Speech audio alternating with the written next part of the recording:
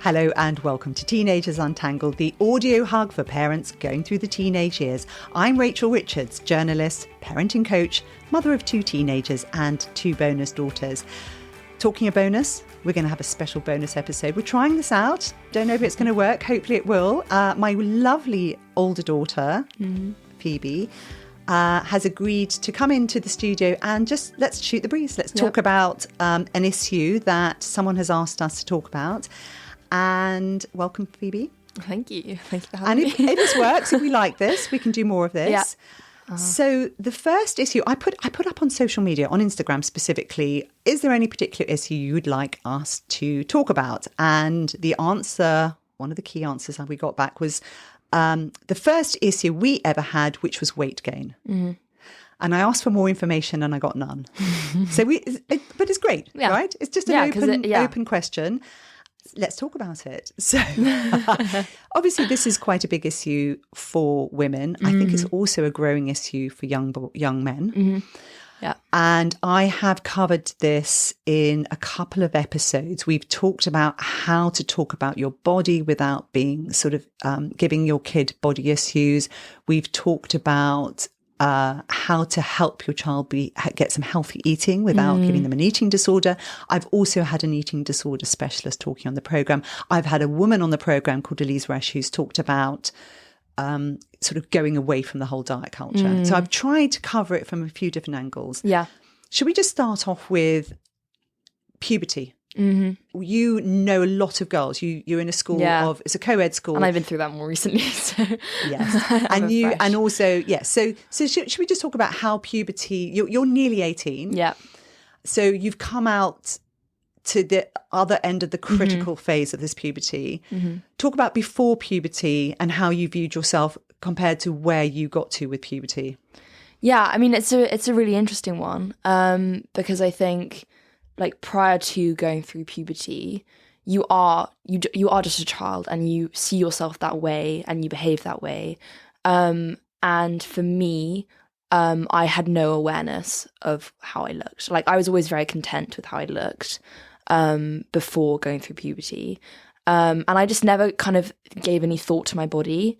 It just wasn't something that was a priority for me. You know, it was mainly like friendships and things like that. And I think part of that, to jump in, was because I actively ring-fenced you, and I made sure nobody commented on your body, because it felt really important to me. Yeah, partly because of my background, but I did actually have to stop a member of our family who commented on the way you looked once, and I just said, "Don't you ever comment on my children in their presence like that." Yeah, and so it's very important, kind of laying the foundations for like a healthy relationship with your body, even as a child, when the child isn't aware of it. But kind of like going through puberty, girls should be aware, like when they're going through that phase, that obviously it's a period of massive change. You know, like your hormones are going crazy, and it's so normal to gain like weight, because your body is like doing that in preparation for, you know, a huge like stage of growth. Yes, I think that happens just before puberty. One of the things they do is your body puts on fat, and the fat actually signals to your body, we're ready to grow. Yeah, and actually, you know, it's an essential part of the menstrual cycle, which is why when people go through eating disorders or things like that, or they lose a lot of weight, like that's why your period tends to stop, potentially it might stop, is that you don't have enough fat to sustain that. Yes. And so actually that it is essential to prepare your body, you know, for going through that. But I feel like there isn't enough awareness about that, or, you know, like normalizing weight gain when, you know, you go through puberty. And I think also... So do you think, sorry to keep jumping in, so do you think that telling girls before they maybe even get to that point, that just so you know, you're probably going to put on some weight, it's okay, don't panic about it? 100%. And also, you know, the way that you see yourself changes a lot during that time. So I found that I became aware of the way that I looked when I hit puberty. It was genuinely like someone flicked a switch. Oh, really? So literally, it was something like inside you rather than necessarily stuff happening. Okay. I don't think there was any external factor that affected it. I think I just, you know, suddenly, like, my mind switched on, and I was like, oh, okay, so, you know, like I have gained weight, and I just became aware of it. I was like, okay, I don't feel the way that I did before. I don't look the way that I did before. And obviously, you know, that's due to a lot of chemical changes as well that's going on in your brain.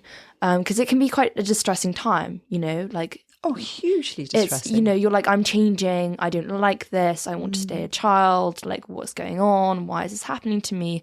And so kind of going through a change like weight gain can kind of just compound all of that. And so I feel like just kind of being... obviously like being there for your child, but also making them aware that like that's so normal, and having that awareness as a parent as well, because there are some parents who like might like get a bit scared when their child goes through this period of weight gain, even if they have awareness about, you know, like weight gain during puberty, but they might think, oh my god, my child has gained weight, like they might not be healthy anymore. Like just let that sit. What about if the parent sees that their diet dramatically changes and they panic and think, oh, also what's happening now is they're starting to eat badly? Of course, when you become a teenager, you have more control over your diet. You know, we're not, because when you were kids, you know, parents used to put out the little snacks and things. You had a lot of control over a child's diet. Yeah. Well, I think it's obviously natural for your appetite to change, you know, again, like with going through puberty, like you're going to accommodate for that. But also, you know, you might just start eating differently. And I think, I mean, you've covered this in other podcasts, but just kind of not being like outwardly kind of critical or something, like don't drop small comments that come across as passive aggressive or anything like that. Like try to be really gentle, and like potentially guide them towards, you know, like better ways of eating, but like don't be critical at all, because the child themselves are going through this kind of inner conversation already in their mind about, you know, like everything, their school, their friends, their body, is like with puberty, and having that kind of external pressure from a parent of like, you need to think about what you're eating, and, you know, it just like adds to everything. So such an important point. Yeah, and it's not a priority for the child at the time. Like the way that they're eating, that's not what their main focus is. What's their main focus? Well, it's kind fitting of in. Yeah, no, genuinely. Yes. I've been reading a really fantastic book about this, and when they did some functional MRI scans of teenage brains, and they used their an audio of their mother nagging them about something, and they could see what was happening in the brain. If the mother was critical, the parts of the brain that were emotional were lit up like Christmas trees, and the bits of the brain, so the prefrontal cortex, where you can make decisions and plan ahead, dead, because they're just angry. Yeah. And it doesn't help at all. Yeah, it doesn't help. They're not listening. So yeah, so don't be pushy, you know, just trust that it will kind of sort its way out, and you can be you know, you can lead them and be gentle, but don't.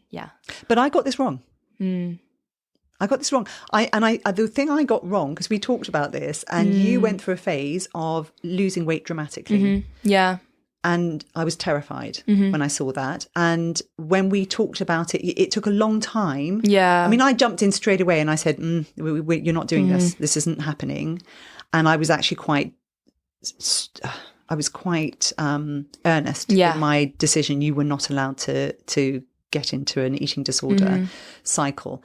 People around you were also having disordered eating, weren't they? Yeah. So that sort of normalizes trying to control your eating. So can you talk a bit more about how other girls were managing their diets? Yeah, I think it's a really big thing. And it's interesting because when I look around me now with the same people, all of us or most of us have kind of come away from that. And we've all grown a lot. And like we've all got a lot more healthy relationships with our bodies. And I just think, like, for some people that is a coping mechanism of going through extreme periods of change. And you know, as I was saying before, like puberty, that is one of them. And so that can be a coping mechanism. Or a way to gain control. Yeah, exactly. I can't control anything else. I'm going to control my body. Yeah, exactly. And you know, when you're going through a huge change, like you can turn to that. And so I think like, especially within girls, there's so much comparison. There's so much comparison. And, you know, with boys as well, like, but you know, it manifests in different ways. But, and it's really easy to look around at the other people, and you respect your peers, and everyone is just trying to fit in. Well, you're now oriented towards being, the most important thing is fitting in. Exactly. And so you're thinking, okay, so if a lot of people are doing this, then I'm meant to do that too. And you said to me that actually what was happening was almost all the girls were going through a disordered eating pattern, and it was things like they were either trying to suppress their appetite, or what they were doing was eating junk and then panicking and saying, oh my goodness, I can't, I can't get fat, and then eating nothing for the next meal, and then you saw a lot of that.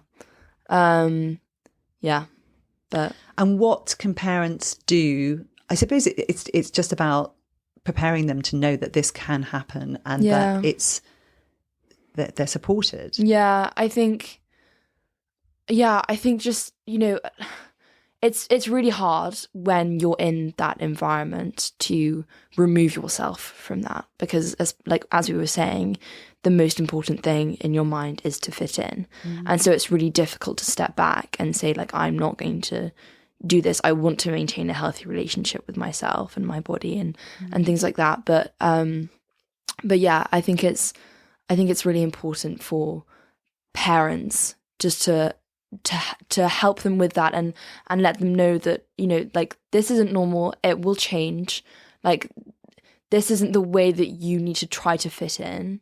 And like, it will stabilize eventually, but you've literally just got to focus on yourself. And that's so difficult to do, especially with, this is a huge point, but with social media.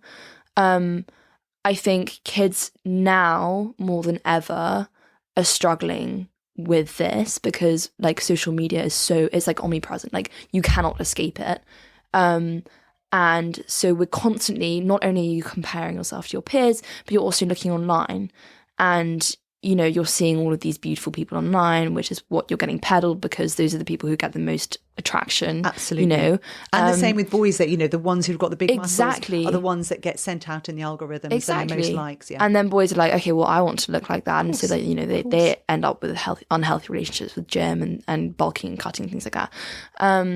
And I just think, like as I was saying, it's not real. It's so unrealistic. But it's difficult when you're a young person to actually differentiate between that and understand what reality is. And something that's really interesting is what I don't think a lot of girls realize, and it's took me a very long time to realize, is that the people that you're seeing online, they're not your age. They're not 12. They're not 12. No. They're 18. All these people doing these skin routines with retinol. They're 25. They're not 12. Yeah. They're not 13. They're not 14. And so it is impossible, no matter what you do to your body, no matter how much you restrict or how much weight you gain, or, whatever you do, how much you exercise, you will not look like them, because you have not come out the other end of your growth. That's such a beautiful point. But it's true though. Yes. And you will not have that womanly figure. You will not have, you cannot get to that point. No. And I think girls are fixating on this because this is what they're seeing in social media. And they're going, I want to look like that because these women are gorgeous. They're really beautiful.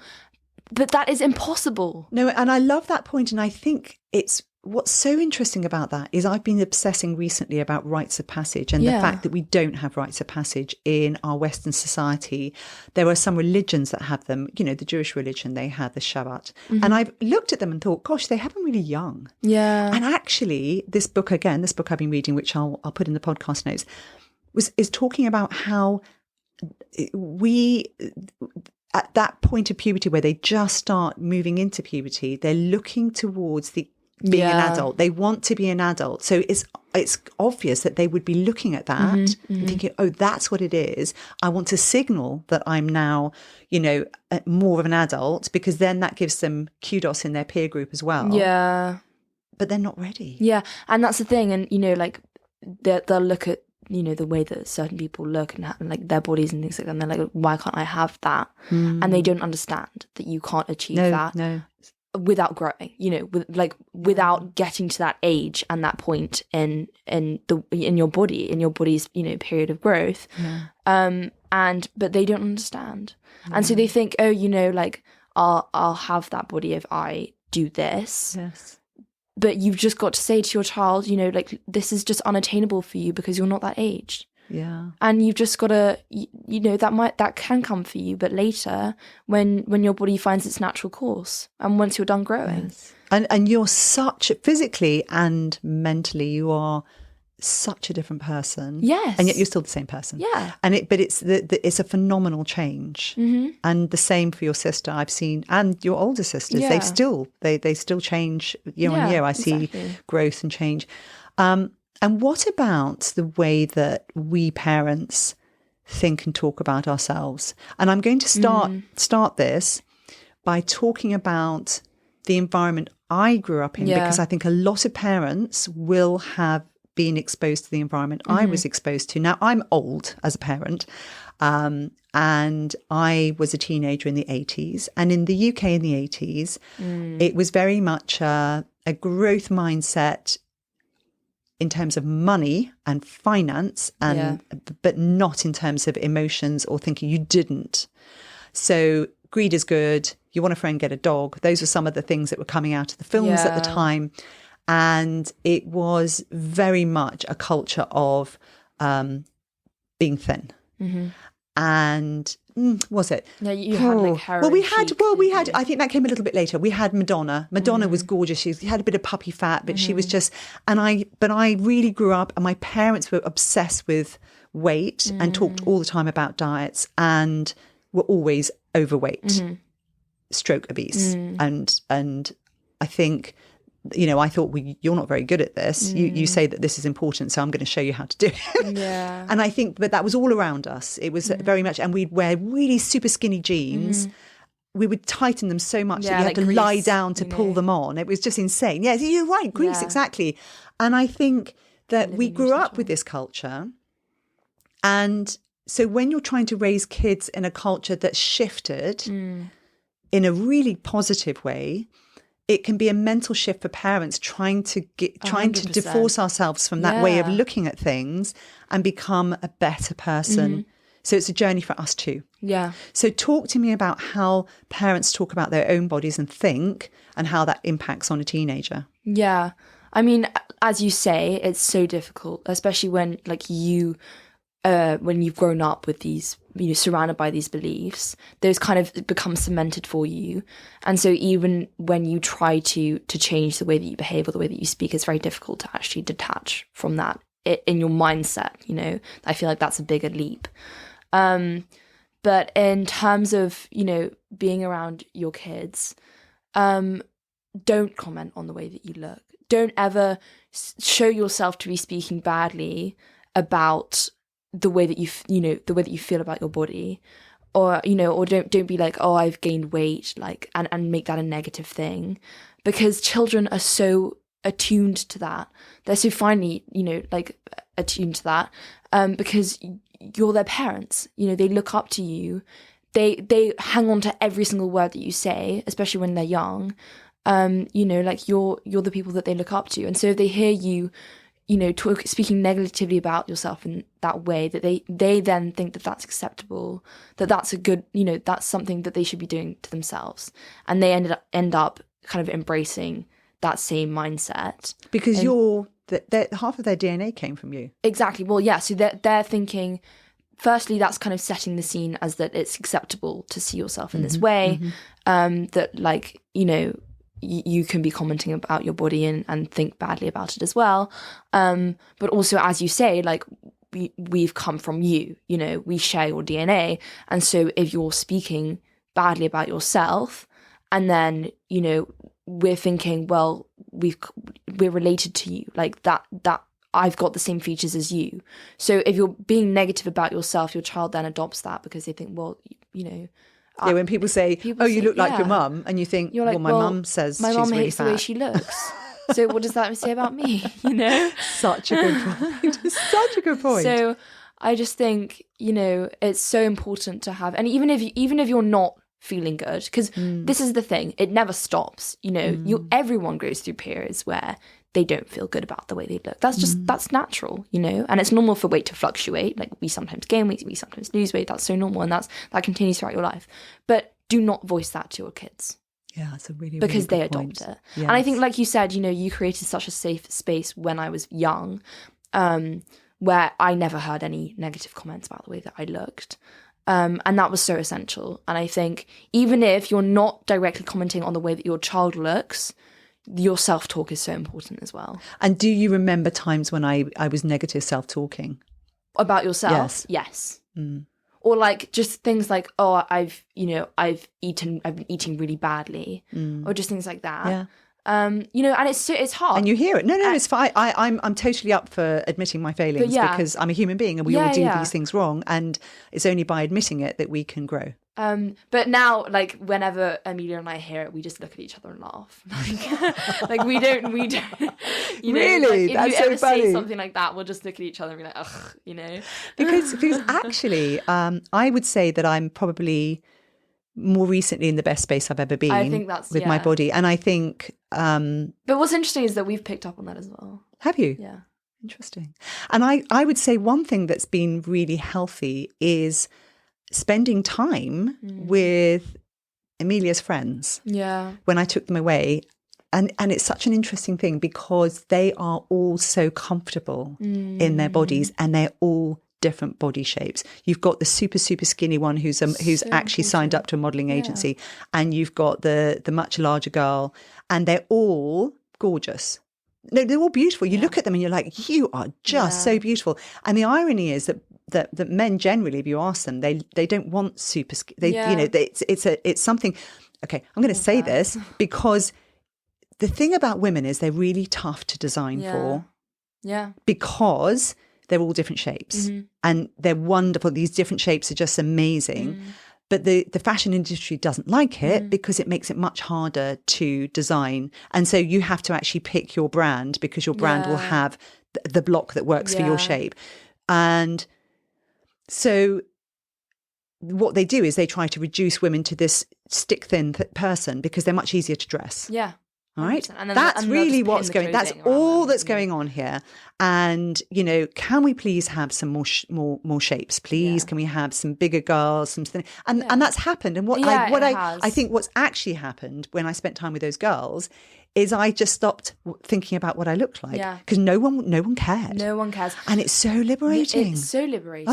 It's so liberating. And I think about men, and you know, I've had friends of mine who said, oh, I can't wear a bikini. And I go, well, why not? And she says, oh, I think my body's past it. And I say, have you looked at the men around you? Yeah. You know, why are they not? Yeah, there are men in budgie smugglers. Budgie smugglers? But, you know, and that's okay. Like, I don't care what people are doing with their bodies because we need to step back from all of the judgment. And just getting it into your child's mind that firstly, one thing that you always used to say to me, and I still like to adopt this, you know, this mindset whenever I'm not feeling so good about myself, is that your appearance is the least important thing about you. Yeah. And if other people are making that something important about you, then they're not the right people for you. They're not the people you should be surrounding yourself with because they don't see you for who you are. Yes. And also that, you know, again, if there was ever a photo taken of me and I didn't think that I looked too good in it, but it was a photo of me and lots of other people, you would always remind me, well, they're not looking at you. They're not looking at you at all. They're looking at themselves. And this is the thing. We walk around the world in our own mind. Yes. And most of the time, we're not thinking about what other people are doing. Like, when I look at my friends, I look at them and I'm like, you are all beautiful people. But I have become blind to how they actually physically look because I just see them for who they are, and I see them as people that I love. And this is the thing, you know, like other people aren't picking up on how you look. They don't care. I love that point. They don't care, you know? Yes. I love that point, and I think that's absolutely spot on. And we need to, I think they call it the spotlight, where we walk around feeling like we're in the spotlight and we're very conscious of who we are. And it's very, very much a teenagery thing. And when do we drop that? When do we actually start to diffuse the light? And you just got to detach. And it's a hard thing to do. Yeah. And I think because we're all main characters on our own play. Yeah. Nobody here is a walk-on character. Character moment. Yeah, well, we're not. You know, you think about my life story. Yeah. I'm not a bit part character. I'm not sort of playing second fiddle No, to of anybody. course I'm not. me, right? Yeah, And it's natural head. that we would think that way. You've got your own narrative. But it doesn't help us when we're getting obsessed with the way we look. Yeah. So it's really good to remind ourselves of exactly what you're saying. Yeah. That other people they're not actually looking. Yeah. And the negative self-talk, just, don't be critical. Yeah. Like we're all allowed to have bad periods where you'll get up in the morning and look in the mirror and just think like like I'm just not a fan of how I'm looking today, and that's so fine, you know. Yes. But just kind of like removing the importance from that and just going like I'm allowed to look like this because it doesn't matter. And one of the reasons I haven't, it takes a lot to set up a studio so that you can actually have video. I'm still not there yet for a lot of it. But one of the reasons I haven't gone in that direction is because I don't want to distract from the real thinking part of this to actually having a visual element, because it's more stressful, because then you do start thinking, do I look acceptable? But that's the thing. But I think it would be a good thing to move beyond that and stop worrying about whether it looks right or not. Because the problem is social media has all of that in it. And also, if people don't like the way that you look, then they won't. Don't look. No, but literally though, exactly. That's the mindset that they've started adopting. Yes. Like, if you don't like the way that I look, then I'm not doing anything for you. Do you know what I mean? Like, I'm not going to change how I look or who I am to suit you, because that's not how I am. I've spoken to people about this. And, I've heard lots of different people's opinions.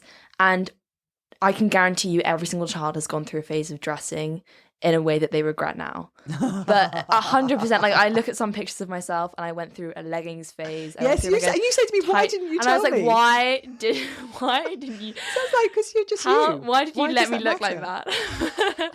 But it's character building, It is though. And, and when you first start at school, you want to fit in. You want to have the shoes that everyone else has. You want to have the things that everyone else has. And as a parent, even if you don't think that that's the right thing for your kid, or you don't like that, just go along with it, because that's what's going to, in that moment, that's what's going to make your child happy. That's what they want, and that's going to help them fit in. And if that makes them feel good about themselves, then like help them with that. But what if they keep coming back and going, well, I need this now, and I need this now, and well, I need this obviously, just don't like buy them every single thing that they want, but but I said this to you yesterday. I think attraction comes entirely from confidence. Yeah, completely I think like attractiveness. Yes. And someone can be not conventionally good looking, but if they are completely comfortable in their style, and they can wear the most outrageous things as well, but if they're just confident in what they're wearing, and they're doing it their way, and they're just so attractive, completely at ease, that is when you look at someone, you go, oh my god, they're so attractive. Because and so I feel like part of that, and the way that you're dressing and trying to fit in and everything, that's just part of the journey of finding what you're testing the waters, and that's a part of being teenagers. Like, you're just experimenting, you're trying on different costumes and thinking, oh, does this fit for me? So like, my style has been a massive progression. Like, it's been a huge absolutely it's been a big curve, and I've got to the point where I feel like I am able to choose clothing where I really express myself, and that brings out my confidence. And that's when I feel most good about the way that I look, is when I wear something and I feel good about myself in it. And it's not that I'm fitting in, and it's just about tailoring things to how to what makes you feel good, and things that you feel brings out the best. And I saw confidence. that happening with you and your friends probably around 16, 17. Yeah. That's when it starts to, you can see it go, they're starting to calm down. They're starting to sort of, exactly. And I don't know the extent to which we all found our feet. Yes, and I don't know whether it's the extent to which in the UK schooling system there's this kind of, you're all funneled down a track until GCSE, which is at 16. Yeah. You've got to do certain range of subjects, and then you can pick. Yeah. And at that point, having you're that sort independence of choice. You've got some free periods, you've got some, you just become more your own person. Do you think that has any bearing on this, or is it more to do with... I 100% agree. I think GCSEs is a big period of growth for everyone. You learn a lot about yourself in that time, and also you learn about what matters most to you and what your priorities are. And I feel like that comes into the whole kind of self-perception thing. and as I was saying, you learn about yourself, and also how you feel you want to present yourself to the world. And yeah, so like I have just every single year I've just got more confident and more happy with who I am and the way that I look, and things like that. And I think everyone gets to that point, but it's a journey. And people have got to realize that. And you can't hurry it. No, you can't hurry it. And the honest truth is, you cannot change the way that your biology has made you look. Yeah. It's all about confidence and just being happy in yourself. Yeah. And I know that's so easy. That's much more easily said than done. But people will get to that point, and you just gotta go along with it. And I think as parents, understanding the journey the child is taking is one of the most important things. I think having compassion for the stress that they're 100%. Under, and just being able to say, wow, I can see that that's hard. And then try, because we want to fix things. We've been through this pain ourselves, it's horrible, and we want to make it go away, and we can't. And I think that's one of the hardest things. Is there anything else about sort of weight gain or any of that you think we should have mentioned? I think coming back to social media, there's been a massive not really movement, but kind of something on the rise at the moment, which is the almond mum. A lot of people will be... What is that? You don't know what that is? No, I do not know. You don't know what that is? Tell me. Oh, okay, some listeners will be familiar with this. Yeah, I'm chronically online.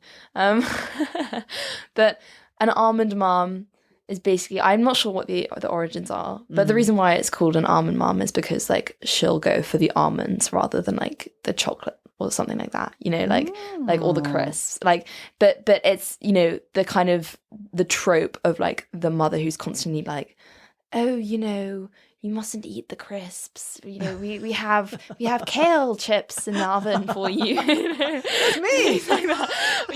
My almond mum. Well, no, but the reason why I want to touch upon this is that, like, it's very easy to think that, like as a parent, that you're doing the right thing by prioritizing health.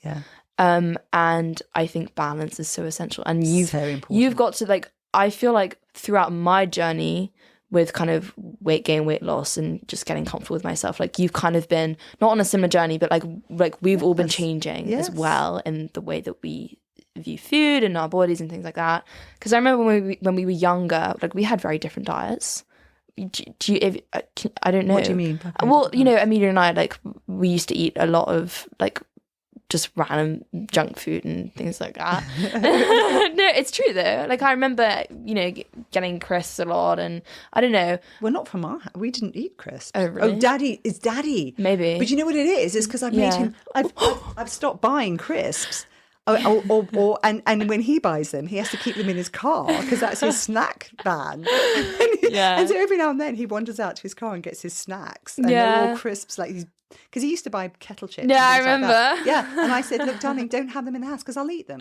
And I didn't want to eat. Like, I don't actually feel good. But that's the thing. But I feel like... That's really but funny. I think that we've got to a point where... I mean, obviously, like, we care about our health, and we care about, eating well. Yeah. But it's not rigid. No. And I think having that flexibility and just, like, having, that balance is so essential. There isn't good food and bad food. If you as a parent are trying to improve your diet, and maybe you're on a diet, like maybe you're trying to cut out certain things. Don't do it because genuinely, because your kids will pick up on it, even if they're not letting you know. That's like, evil. Kids are noticing your every single move, every single comment. Like, we're very tuned in. But just make sure that you're letting them know that you've got that balance, and that like, it's fine to enjoy, junk food every now and then, or like, 100%. It's not even that it's called, don't even label it as junk food. It's just like, it's just food. It's just food in different forms, like ultra processed food, whatever.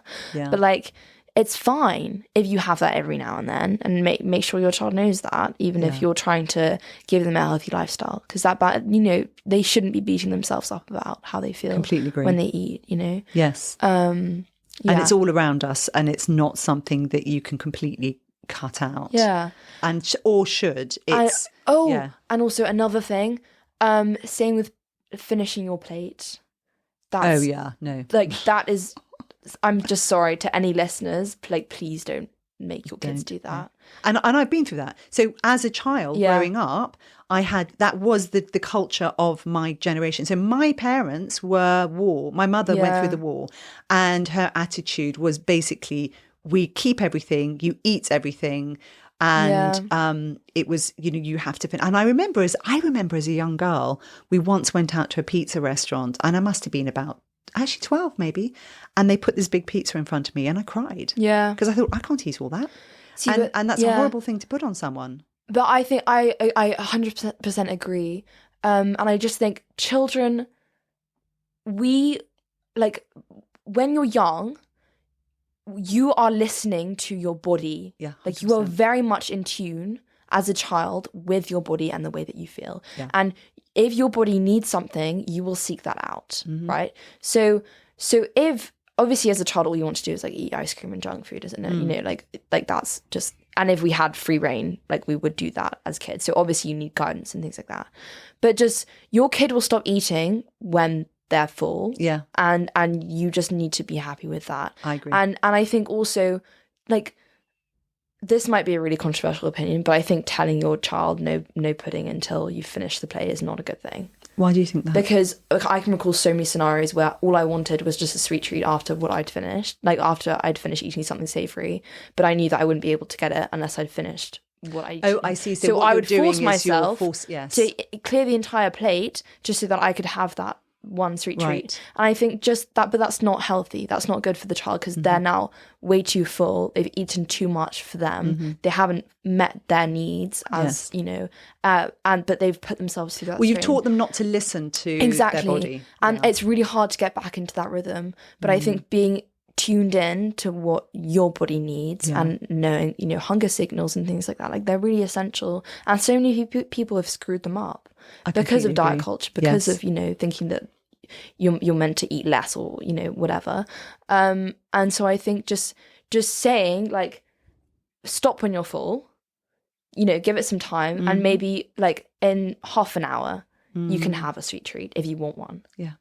Something like that. Yeah. Like, just stop there. To disconnect the food, right? Too. And so, and then if the child forgets about it later, then they clearly didn't want it that much. Yeah. But if they come back to you and they're like, oh, actually, I do fancy some chocolate right now, give it to them. I completely agree. Yeah. We need to teach them, because we talked about this, that actually what we want them to do is to tune into their own hunger and their own body. And Elise Resch talks about that as well. It's all about teaching us to listen to the signals. That's essential for having a good relationship with food, I agree. Feel. And that's where diets go wrong, because they're trying to teach you, they give you a prescription, and that may not meet what your body actually needs. And what you're doing is you're taking yourself once again away from your own signals. Yeah. And trying to impose something on it. And when you impose things on your lifestyle, you just can't do it. Yeah.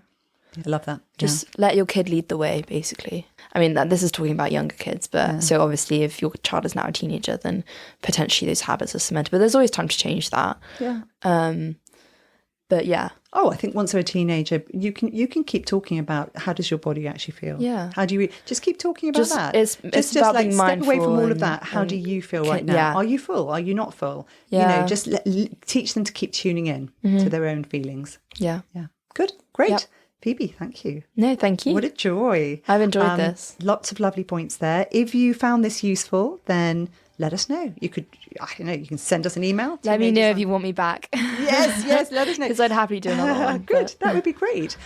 We've got lots of topics we could go through. So you can email us at teenagersuntangled@gmail.com, or come to the website, which is www.teenagersuntangled.com. And we'd love a review. Apple it's awful. It's really hard to review on Apple, but just bear with them. Go on, have a go. Or on Spotify, you can just do a little star. And we now have an easy, quick text. So if you're listening on the phone, you can just see in the podcast notes, it says text us. Yeah. You can text us straight away. It's instant. Just any feedback. And questions. Any other things you'd like us to discuss, we're here. Yeah. We're listening. Yeah. That's it for now. Have a good week. Bye, guys. Bye-bye.